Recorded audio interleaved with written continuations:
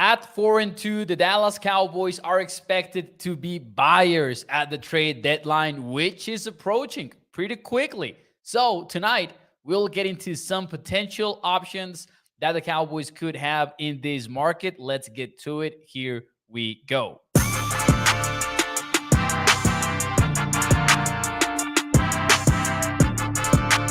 What is up, everyone, and welcome into A to Z Sports Dallas Prime Time. I am your host, Mauricio Rodriguez, streaming with you live every Sunday through Thursday night at 8 p.m. Central here on Dallas On Demand Sports Talk Network with a lot more content coming your way. Make sure that you check out atozsports.com/Dallas. And as always, do me a favor and hit the like button for me as you join the stream. Every thumbs up puts this show in front of more and more Cowboys fans, and I appreciate you being here on a Wednesday night.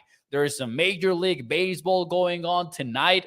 Other than that, man, Cowboys fans taking it easy this week after a big-time win and, heading into a bye week. So this weekend, we'll get to stretch back, relax a little bit, and watch the rest of the NFL go into chaos mode. I've got a feeling that Cowboys fans know who they will be rooting for when it's time for Sunday Night Football and the Miami Dolphins square off against the Philadelphia Eagles. But in the meantime, I think we're a little bit ready to talk about the potential trade deadline. And some people might want to wait until next week for that sort of conversations, but I think it's time. I think we can get a little bit ahead of the curve here, and we can work with some rules, and we'll get to that in a little bit. But before we do that, let me know in the chat, what position would you like to see the Cowboys upgrade in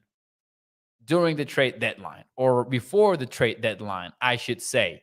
Let me know in the chat if you would go for, I don't know, I'm going to make stuff up to not give away some of the maybe easy answers, but I'm going to be like, hey, would you go for a punter? Would you go for a kicker? But all kidding aside, what position would you like to see an upgrade in? While you let me know in the chat your answers, I'm going to give you Jordan Schultz, NFL insider, saying that the Cowboys are expected to be, buyers to the trade deadline. Yeah, I think Dallas is going to be aggressive because they're 4-2. It's amazing what 3-3 and 4-2, how different they feel. And 4-2, it feels like, okay, we can go get someone. I still think they need a little bit more secondary help. We talked about Bland playing well. I think they would like to get another corner. I would be interested to see, buyers-wise, who else steps up. There you go. That's from the Maggie and Perloff show. They had Jordan Schultz talking about the NFL trade deadline on their show, and he mentioned the Cowboys, and I thought that was pretty interesting. I mean, it makes sense just from a logic perspective. You are 4-2. You can get better. You had that reality check game versus the 49ers that let you know you're good, but maybe you're not good enough. And I know everything can happen in the NFL. The Niners themselves lost to the Cleveland Browns. The P.J. Walker-led Cleveland Browns. But still, both losses were a little bit different. One thing is to get, a 42-10 beat down, and the other is to play an ugly game where you had the game-winning field goal set up and the kicker missed it, all of that. However, I do agree that the Cowboys are going to be buyers, and we're going to get into 3 positions that I believe they could be buyers in. But let me see some of your comments here before we do that. David Cowboy, who was ahead of the curve and actually dropped this comment before I made the question, he says linebacker, cornerback, or, and this one is an interesting one, power running back like James Conner. Toxic Tubs' owner. Oh, come on, Toxic. You know what you're doing. Gregory is his linebacker. Andrew Jackson says need a solid cornerback and linebacker. Michael Gallup can sit down somewhere, and Tolbert can start. Linebacker for Guru. Mr. 2306 is going with cornerback. 681 boy is going with, wouldn't be mad at a cornerback or a running back. Marcus wants Derrick Henry on the team. Troy also is thinking about adding the king to the Cowboys backfield. Listen, what I want to do tonight is run through three positions that I believe the Cowboys could seek some help in. But I want to do it more than anything else, centering around the Cowboys' room and why they would need help, and then provide one target per each of these positions. Because if we make it about the players themselves, we might waste a lot of time bringing up names that are not going to be traded or the Cowboys are not going to target them. So I would much rather have like a Cowboys focus, if that makes sense, and then add a player that would make sense from the outside. So I'm going to lay some rules though here. We're not going to talk about Derrick Henry. We're not going to talk about, spoiler alert, Jerry Jeudy. We're not going to talk about some of these big names that maybe the Cowboys are not going to spend the draft capital in. Remember, Dallas has been pretty quiet at the deadline for the most part. Before 2019, or actually like before Jonathan Hankins last year, the last in-season trade that they had pulled off was in 2019, and it was like a minor trade. And then before that, obviously, the blockbuster one was Amari Cooper in 2018. They gave up a first-round draft pick for Amari Cooper. But that was a little bit different, I believe, from what we're getting this year. The Cowboys desperately needed somebody to catch the football for Dak Prescott in 18, and Cooper was the guy. How cool was that run, by the way, when he just got to Dallas and then he got those huge games versus the Eagles? That was a fun season. Let's be honest. It was a fun year to be a Cowboys fan. But, ladies and gentlemen, let's get right to it. Having said that, and the trade options that I'm going to put out in the chat or on the show actually are going to be more realistic names. You know, cheap players compensation-wise that could have some upside for the Dallas Cowboys. Because I do believe that if they are buyers, it's going to be that sort of a trade for the Cowboys. So here we go. Let's get to the number one position. And not in order, just like not in order of likelihood or anything like that. I just want to start with offense. I want to start with offense because I'll say this. You could always use more offensive line, but I don't think that the Cowboys are the sort of team that would bring somebody else in October for offensive line purposes unless it's an urgent situation. I think that, and you guys are going to know this quote very well, I think that they like their guys. And I think that's particularly true for the offensive line. So I would have a rough time believing that the Cowboys would give somebody, let's say, Michael Onwenu from the New England Patriots, who has some guard and tackle versatility. I don't think that the Cowboys would play him over some of the guys that they already have, if that makes sense. So I'm not going to mention offensive line. I'm not going to go to running back either. And running back is an interesting one because I see what you guys are saying. You know, I understand why we would like Henry in here. I understand why we would like some others of these running backs, but I don't see the Cowboys just giving up draft compensations for running backs. And I'm fine with it, honestly. I know that we have some complaints about the running game. I don't think that you are lacking talent at running back, though. I think it's more about the scheme and some of the things that have been wrong during the first 6 weeks. So I'm not going to go running back either. I'm going to go with wide receiver, actually. And a quick look at the current room might explain why. You've got Lamb, Gallup, and Cooks as your starting three. And boy, have we talked about Michael Gallup as of late, and in the negative sense. 10 targets, 3 catches versus the LA Chargers, has struggled to gain separation, has struggled, honestly, even to winning contested catches, has struggled to make plays and to make life easy on Dak Prescott. There have been many moments that he's been in a position to make a play, whether that is running a slant in which he is covered and fighting for the ball, whether that is dropping a football in the end zone, just in multiple ways overall. Gallup has been a little bit of a disappointment this year. And that's, you know, considering that he was coming from an injury or an injured season.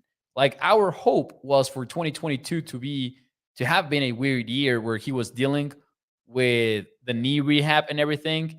and maybe in 2023 he would put everything together. Does not seem to be the case 6 weeks into the season. And I don't know that we've seen anything to make us believe that that's going to change.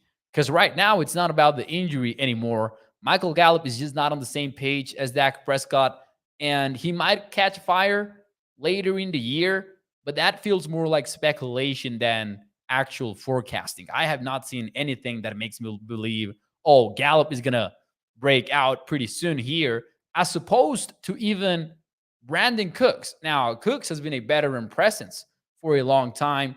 You know that he might be developing some chemistry with Dak. He had a 4-for-4 game versus the Chargers. He's had some moments, even in the games where he has not been as targeted. You've seen him gain separation.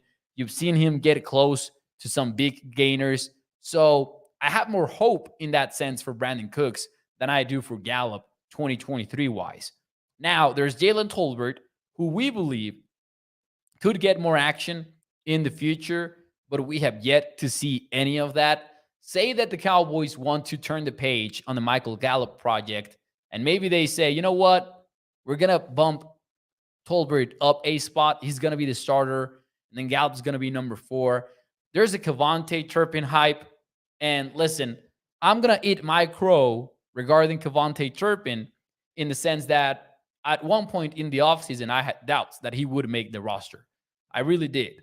I wasn't sure about the whole let's get him involved on offense more. I wasn't sure about it. I wasn't high on it. But the Cowboys have clearly wanted to try it still. And we saw that big play that he made versus the 49ers. Maybe one of the very few bright spots of the game was that catch with him and Dak Prescott. However, one thing that I won't eat crow in is the fact that the guy has barely played. 13.2% offensive snap count for Kevontae Turpin.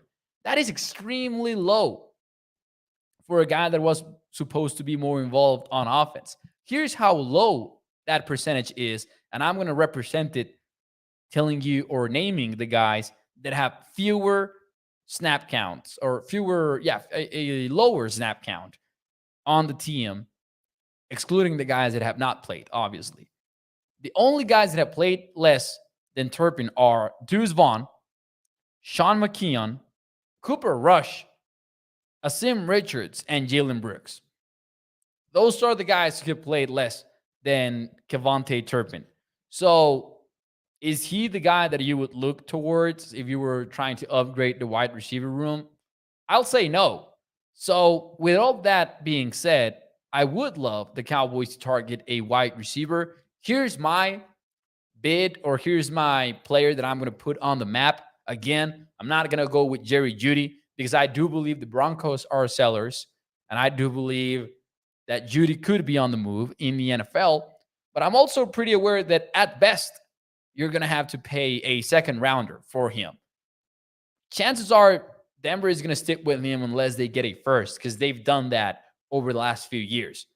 But another inexpensive player on their same roster is Courtland Sutton. Now, Sutton has been in a little bit of a down year, but then again, the Broncos are a mess right now where you've got the play caller blaming the quarterback. You've got the quarterback not doing a whole lot to prove him otherwise. So I'm going to go with Courtland Sutton. He's got 21 catches for 229 yards in 6 weeks, 3 touchdowns for him. 2 years in his deal, no guaranteed money. Courtland Sutton is somebody that I would look at if I were the Cowboys. And maybe he's not that big name playmaker that is going to get Cowboys Nation super excited, but I believe he might be a good possession receiver for the offense that at least should be able to gain some separation. I would like Sutton on the team. We've got some mixed feelings here on the chat right now, though. Jaime says, boo, no Sutton. He's bored by Courtland Sutton. 681 boy, though, says Sutton is what we want Michael Gallup to be. And that kind of seems like an accurate comment, in my opinion. Guru says, Jeudy is always hurt, and I'm not going to give up a premium pick for a jack. Sutton is not enough of a separation guy. David Cowboy says, if we want any chance of beating the 49ers, they're got to make some moves. Just don't overpay. I would like Sutton. I'm going to be honest with you, because financially it wouldn't be that big of a commitment. Again, no guaranteed money left on his deal. And you're probably talking about a 5th-round pick, something like that. By the way, one rule of thumb when talking about NFL trades, compensation is almost always lower than what you think. So I'm going to go with like a 5th-round draft pick for him. And yes, he's not the refined route runner, or he's not the refined speedster.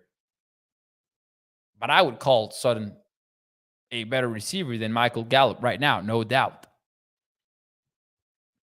Andrew says Sutton is just a bigger Gallup. He doesn't separate. I'll say he's a little bit more consistent than Gallup. And I'll say he does separate a little bit better than Gallup. And that could be what you're looking for. He's not a massive upgrade, but I'm going to say that he is better than Gallup in that sense. David says, I know Dez is out here still running routes. Can we get him? Oh, David. I love the laughing emojis, though. I love the laughing emojis. I'll do you one better. Can we have him play tight end? Do you remember that narrative? How crazy was that storyline when Cowboys fans wanted Dez Bryant to come back and play tight end? Just goes to show how in love we get with some of these players. Anyways, wide receiver, though, there might be other options out there. The Cowboys could benefit 100% from adding a wideout. Shout out to Tyler Browning, who actually suggested Sutton on a piece for ADCsports.com not that long ago. And within that post, he actually mentioned the possibility of, say that the Cowboys pull the trigger on one of these moves. Say that he pulls the trigger on the Cowboys do. And maybe you get Gallup in the trade block. Like maybe you could move Gallup and maybe for a cheaper price, but maybe you are even in that sense. Maurice Jackson is going after somebody in the chat, I believe, because he says, stop it. You were just saying crazy stuff to be heard. Dak doesn't call the plays, and you know that. I don't know who Maurice is going off against, but somebody might be on the Facebook chat saying that Dak calls the plays. And yeah, that would be insane to think. So whoever said that, be better. I'm going to side with Maurice on that one. Anyways, ladies and gentlemen, let's move on to the next position that I would like the Cowboys see add somebody in. And that's going to be the one that actually Jordan Schultz mentioned, and then a lot of other people mentioned earlier in the show. I'm going to go with cornerback. There are two expressions that you hear very often in the NFL, and that is you cannot have enough defensive ends. The Cowboys are close, though. So the Cowboys are good at defensive end, honestly.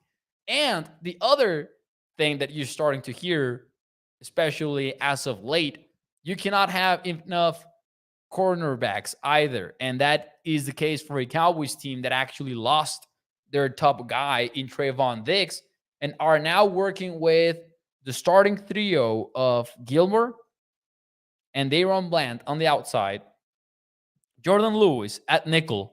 And then after that, they've got, and not in any order necessarily, but you've got Eric Scott Jr., who has been a healthy scratch all season long. And that's okay. 6th-round draft pick. He was always going to be a developmental player. So I'm not hating on the pick or anything like that, but it is what it is. He's been a healthy scratch all year long. Have a hard time believing that he's going to step up if there's an injury. He's going to take some time. Noah Igvinajin, who was inactive as well last weekend, or, well, on Monday, not weekend, but you know what I mean. And you've got Nahshon Wright, who is the wild card in this conversation, because Wright did have a very productive training camp, suffered an injury, and pretty much lost his spot because of it, went to IR.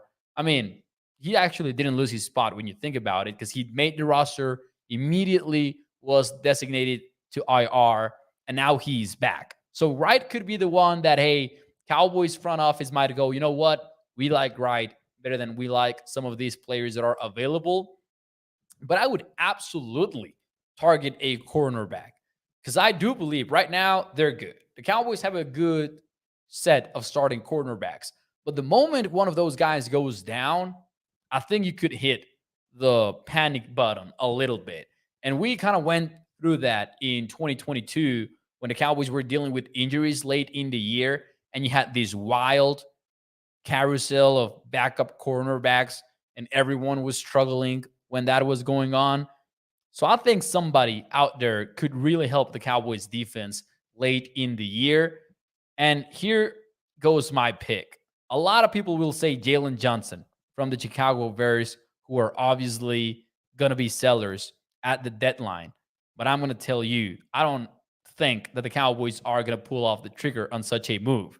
Toxic Tom says, I would give up 2 firsts for Patrick Surtain in a heartbeat. I believe Denver is going to be a seller. I believe Surtain is in the table for those teams who are interested. I do not see the Cowboys tossing those numbers or tossing that compensation in a trade. Would I love it? Absolutely. Give me Surtain and Diggs for the future. I'm all for it. Do I believe it is a realistic possibility? No, I really don't.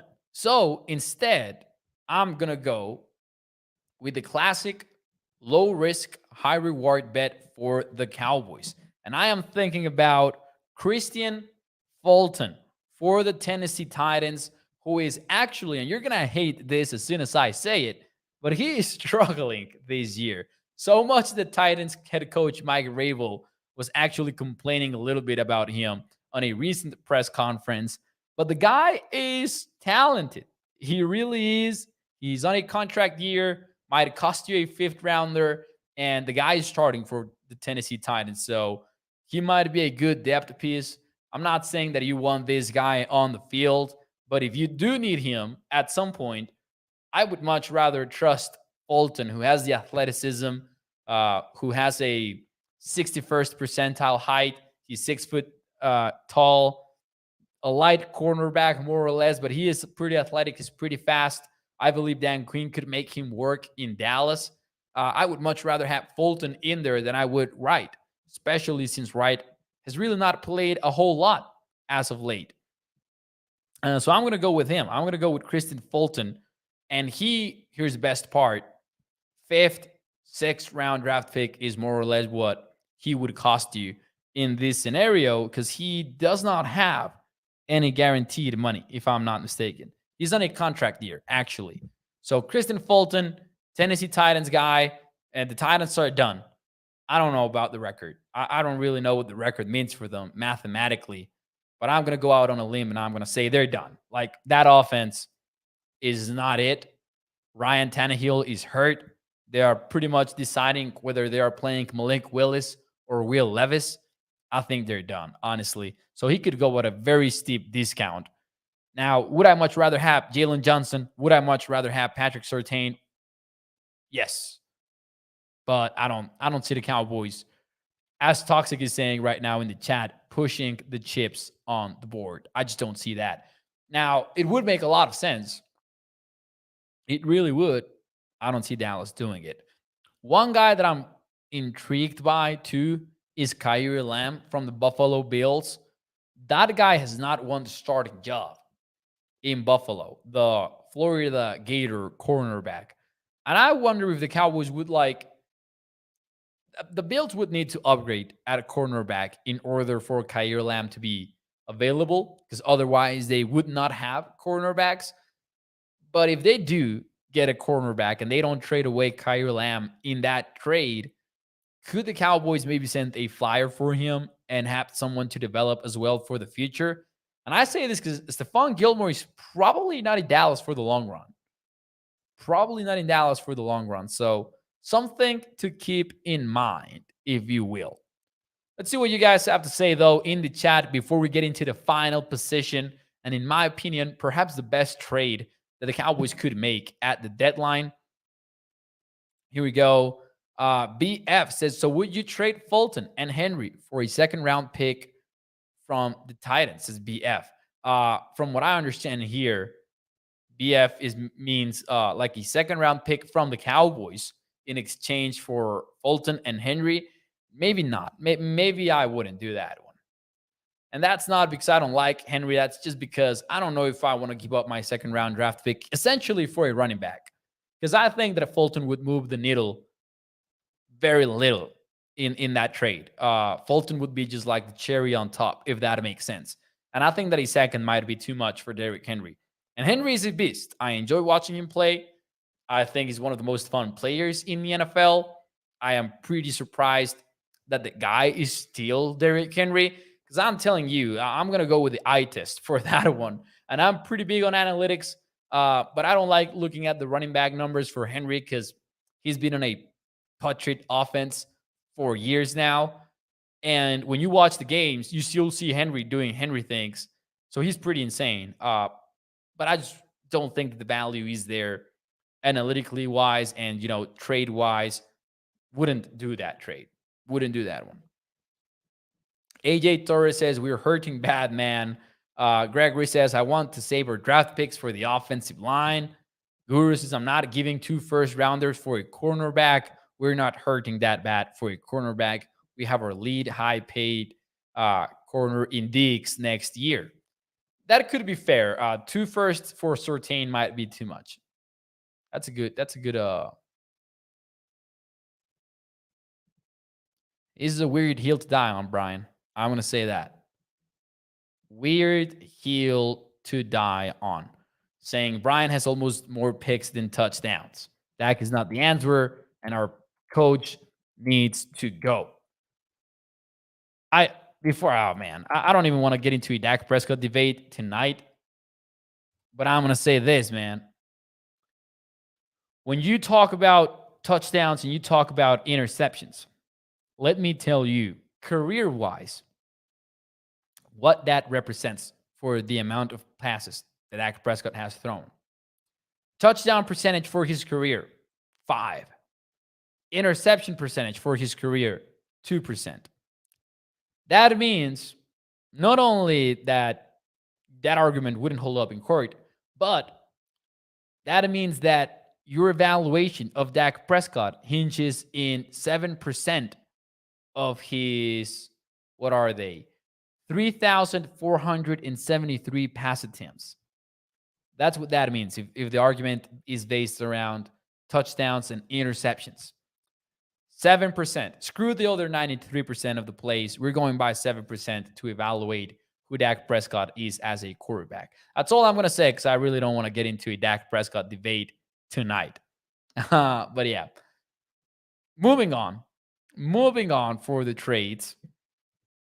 Last position that I would like to see the Cowboys address, and in my opinion, perhaps the best trade that they could pull off, realistic trade, is at linebacker. And listen, the situation is no bueno at backer. You get Damon Clark, you get Malik Jefferson. That's it on the 53-man roster as of today. Sure, they've signed Rashaan Evans, who is on the practice squad, which is why he is penciled in the notes instead of on the official spreadsheet roster that we have. But man, I like Marquise Bell, and he's obviously helping out. He is listed with the safeties, but you need to consider Marquise Bell in here. Man, I'm not a fan of this room. I'm excited about what Marquise Bell showed. That's why we were praising him last night on the show. All of Cowboys Nation should be in love with the game that he put on against the Chargers. Long-term wise, though, I want more options. I just do.